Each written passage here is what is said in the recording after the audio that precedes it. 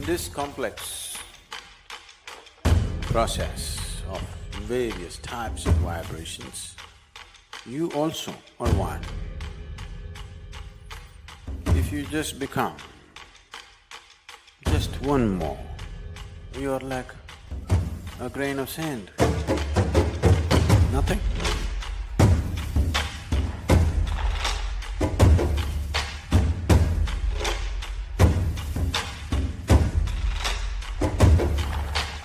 The vastness of this cosmic space, this little body is nothing.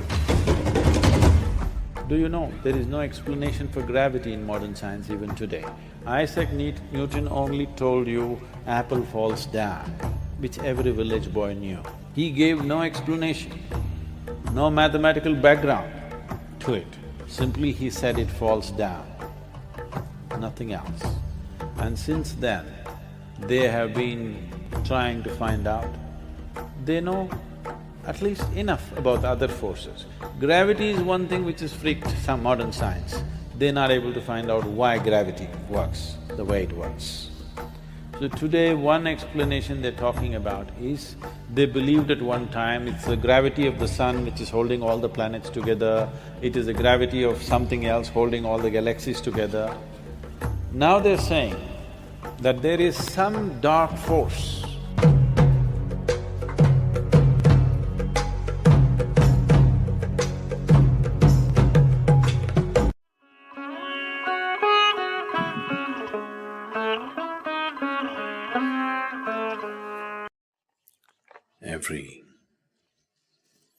every form has a hidden sound within itself.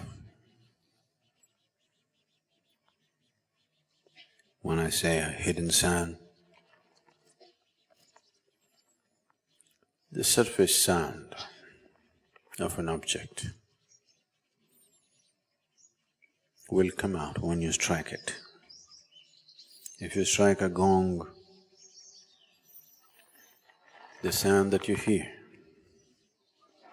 the sound that many of you hate because it rings at 4:45 in the morning, that is the surface sound of that object. There will be a hidden sound to the object. If one knows the hidden sound of an object, or a form rather, once you know the hidden sound of a certain form, you find you also know the form, you find a certain access and a certain intimacy to that form. It is based on this that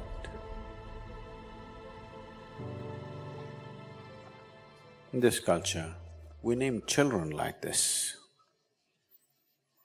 feeling the fundamental reverb of a child. Accordingly, a name was given, so that by uttering the name, above all the child constantly hearing the name, will not become a closed life, will become an open possibility, because constantly, every time his name is uttered, something touches him very deep down inside.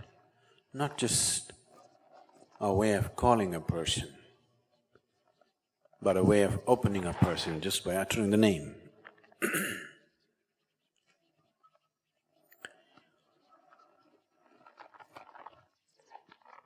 The naming of a child today has become the whim of the parents, according to the fashion of the times.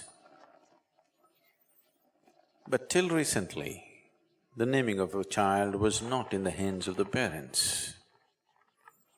Always it was somebody else who knows little better, who decided what the child should be called. Because You are naming a person for social and practical reasons, but that's not all, because the existence is just a complex amalgamation of reverberations.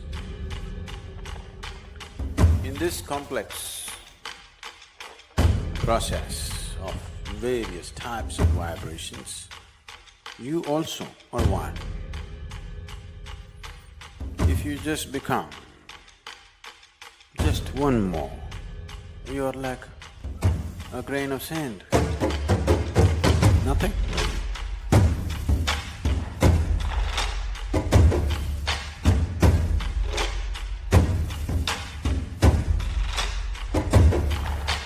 In the vastness of this cosmic space, this little body is nothing. But if this hidden sound finds expression, then this is like a key to everything. This not only opens me, but it also opens the other, whatever I touch with this sound, because this is my sacred key.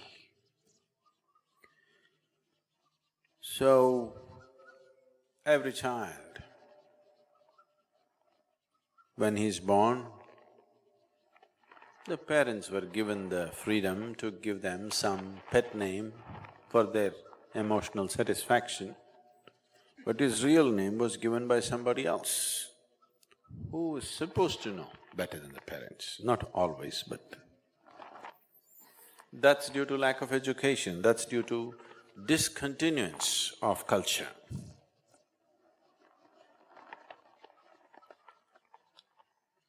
That is due to inefficient transmission from generation to generation. Otherwise, this is done by someone who knows what is the fundamental reverberation of this little child. So they wait for a certain period of time, they observe the child, they make other astrological calculations and arrive that this is the hidden sound of this child. And that is what we should bring out, because it is only in blossoming that, it is only in allowing that to flower and find expression, this child will find full expression to his life. Otherwise, a seed that never sprouted, on the surface many things happened, that's not it.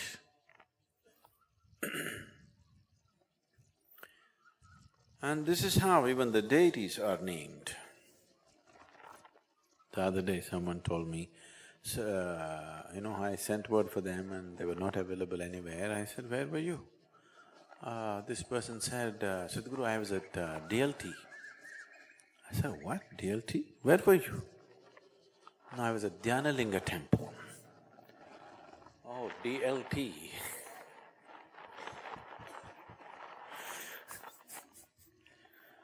So you go to DLT, it's one thing. I was in Dhyanalinga, that's a different thing.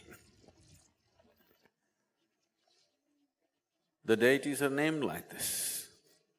If you utter the sound Bhairavi, tears should come to you.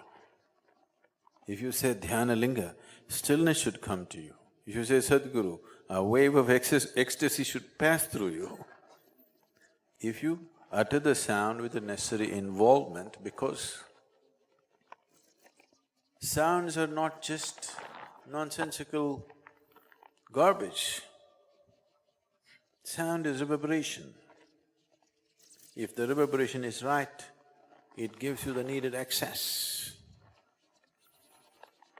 So when the music is on, I want you to listen to the sound, not to the music. You understand what I'm saying? I want you to listen to the sound of it, not the music of it. If you want to have the pleasure of music, you can listen to music. If you want to find deeper access to life, you must listen to the reverberations, not to the lilt. Lilt is surface. Lilt is a small thing, beautiful, but that's it. The reverberations are the very making of life. How this one reverberates right now, it'll determine everything about this one. If this reverberates right, it will not only determine the nature of this one's life, it will determine the nature of everything's life. It will not only determine the nature of the individual, it will also determine how everything else happens around that being. So when the music is on in the darshan, I want you to behold the sound, not the music.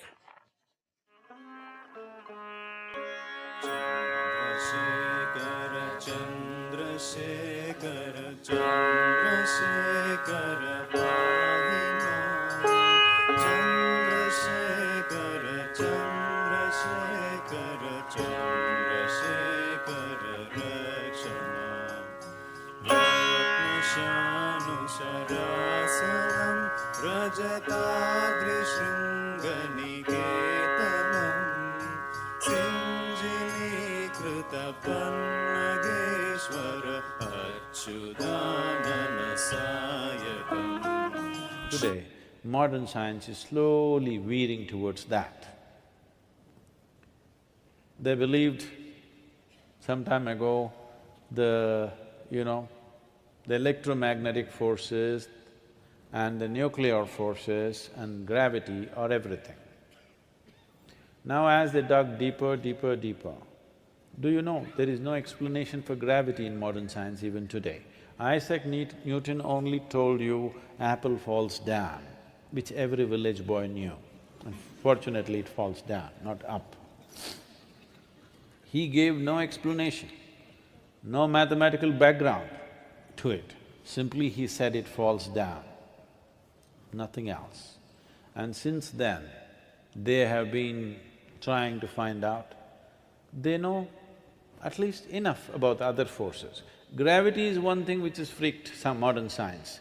They're not able to find out why gravity works the way it works.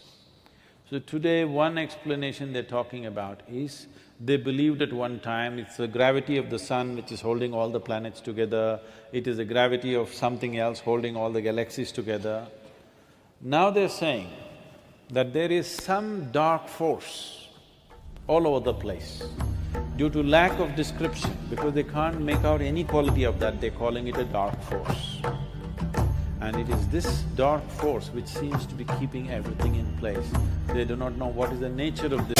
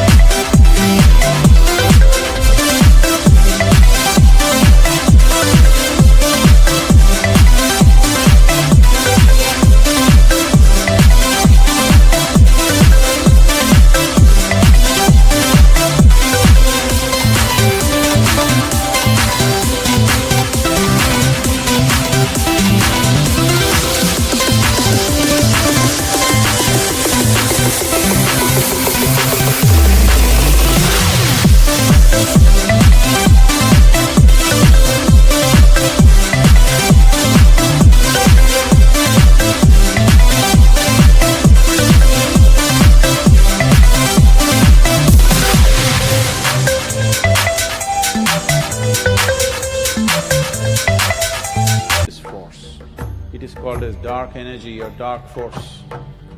This dark energy, we always call Shiva as the dark one. Yes.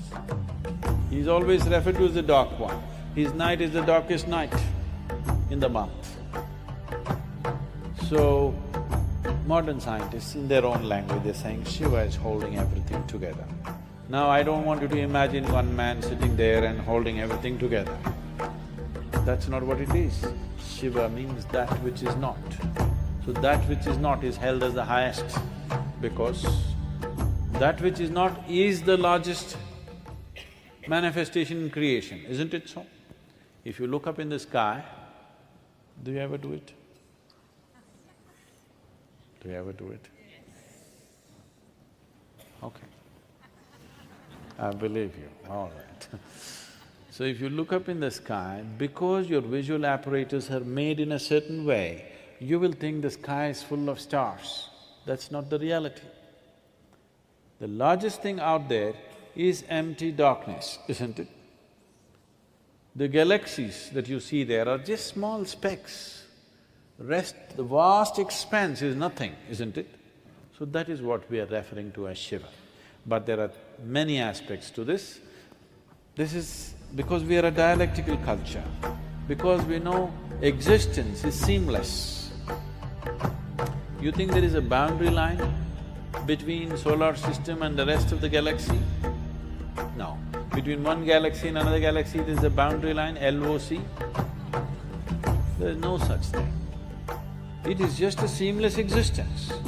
So, we are a dialectical culture where it is seamless.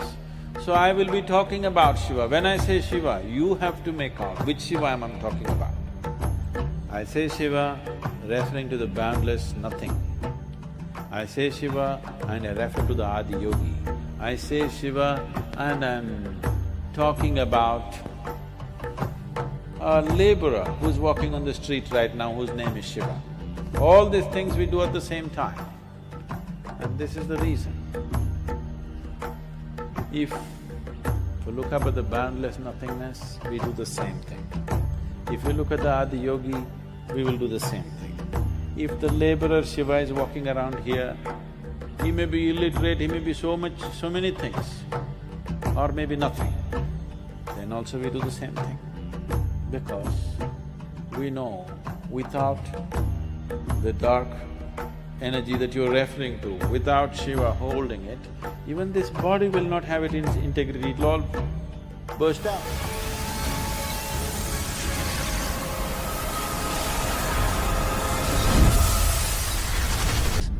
So, when I look at you, I do the same thing. See, this is the only way. I want you to understand, this is the only place where such a thing is there. You're doing it unconsciously, so it's meaningless. What you do to your gods, you're doing to everybody, isn't it? The idea is, this person may not know what is the source of his making, but I want to recognize that. He may not know that the Creator is throbbing within himself, but it is my prerogative to see it. If I see it, it makes a difference for me.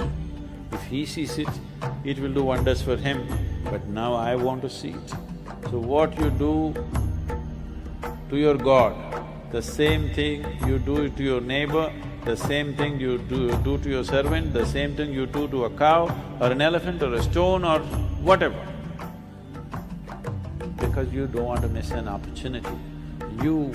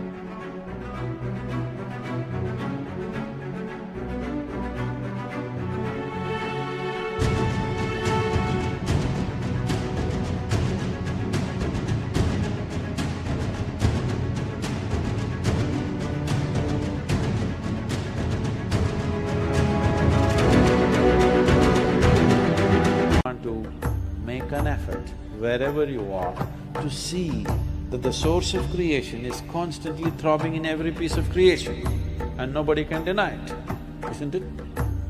Even modern science cannot deny that whatever is the source of creation is also functioning in a tiny little invisible atom. isn't it so? When we say Shiva, if you look at his life process, he went through everything that any human being would go through. He is many things at the same time. He is the most beautiful, he is the ugliest, he is a great ascetic, he is a family person, he is the most disciplined, he is a drunkard, he is a dancer, he is absolutely still. Gods worship him, demons worship him, all kinds of creatures in the world worship him. Whatever we say about Shiva, you must understand, the very opposite is also the truth. He is the Bhairava, the most fearsome, one who is of quick temper and immense violence. He is also the most compassionate. He is the Sundaramurti, the seducer, a gallant lover and a compassionate, handsome and romantic being. He is also the Tandava Murti, one whose dance would destroy the very process of creation. At the same time, he is Achaleshvara, absolute stillness, one who does not know any moment. Shiva is a yogi who should not be named. To name is to limit and curtail. At the same time, the many names of his, the sum total of all these names is an absolute representation of the whole universe, all its complexities, a representation of all the unfathomable mysteries of the existence. If you can accept this man, who is a complex formation of every quality that you can find on this planet, if you can accept him, you have crossed life itself. The whole idea is to destroy your logical mind so that you open up to a different dimension of life altogether.